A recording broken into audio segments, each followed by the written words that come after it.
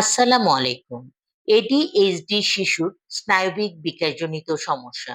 এটি মস্তিষ্কের কার্যকারিতাকে প্রভাবিত করে। শৈশবে শুরু হলেও এর প্রভাব প্রাপ্তবয়স্ক জীবন পর্যন্ত স্থায়ী হতে পারে।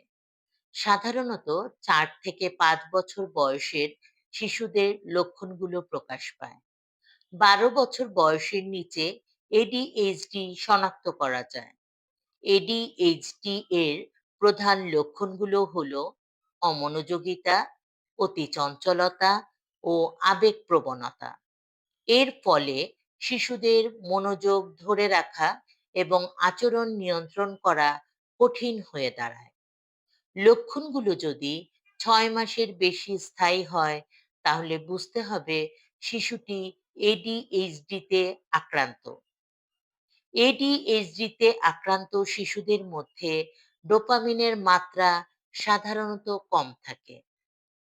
অতিরিক্ত চঞ্চলতা ও অমনোযোগিতার কারণে শিশুরা ধীরে ধীরে পড়াশোনায় পিছিয়ে পড়তে পারে। পাশাপাশি অসতর্কতার ফলে পড়ে যাওয়া বা দুর্ঘটনায় শারীরিক আঘাত পাওয়ার ঝুঁকিও বৃদ্ধি পায়।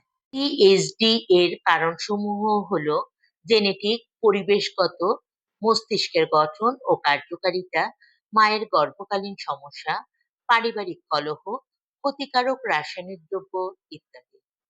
এডিএইচডি তে আক্রান্ত শিশুদের স্ক্রিন টাইম কমিয়ে দিতে হবে।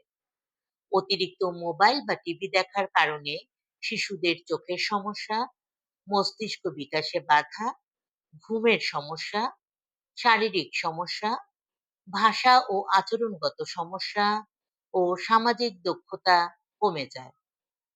তাই মোবাইল, ট্যাব বা টিভি দেখার সময় কমিয়ে দিতে হবে।